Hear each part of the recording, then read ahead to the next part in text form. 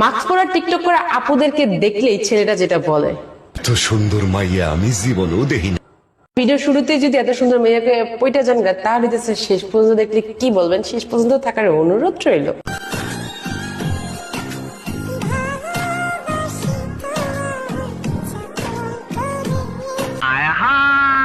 মুখে মাস্ক থাকলেই হচ্ছে হালাল টিকটকার হওয়া যায়। কি বলেন? তো ওনার কাছ থেকে শিখে নেন কিভাবে হচ্ছে হালাল টিকটক করা যায়। এটা কি ধরনের পাগলামি? আর মুখের ভিতরে কিভাবে আইফোন শো করা যায়।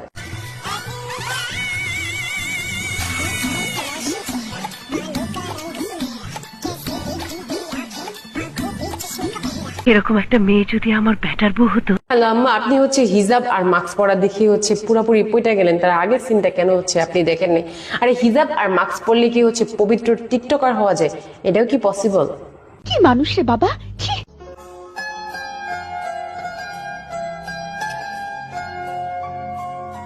হচ্ছে পুরো ফুল বডি দেখাতে রাজি আছে, কিন্তু মুখ দেখাতে রাজি নেই ভাই।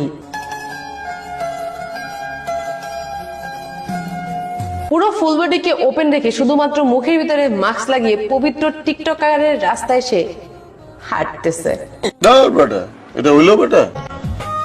চক্ষু দুইটা কাজল কালো রূপে ছড়ায় চাঁদের আলো। এর ভিতরে চাঁদের আলো ছড়াইতেছে কি ছড়াইতেছে না সেটা জানি না, বাট ওইখানে যে ফিল্টার ভালো করে হচ্ছে ছড়াছড়ি করতেছে, এটা একটু ভালো করে বুঝে গেছি। কেসটা তুমি ধরেই ফেলেছো। আমরা যে ভাই বুদ্ধিমতী মানুষ, আমরা আবার কেসটা কিভাবে হচ্ছে ধরবো না?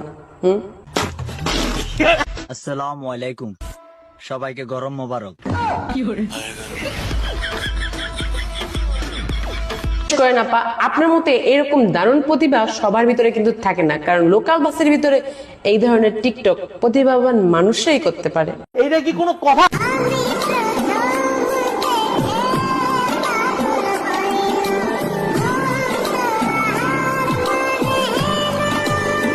যে একেবারে অসুন্দর সেটা হচ্ছে মোটেও বলবো না, কিন্তু সেই যেরকম গেটআপ আর ভাব নিয়েছিল, ভেবেছিলাম যে আমাদের নায়িকা পরিমণি হয়তো বা ফেল হয়ে যাবে। ওই দেখ, পরিস্থিতি যেমনই হোক আমার বউকে রানীর মতো করে রাখবো ইনশাআল্লাহ।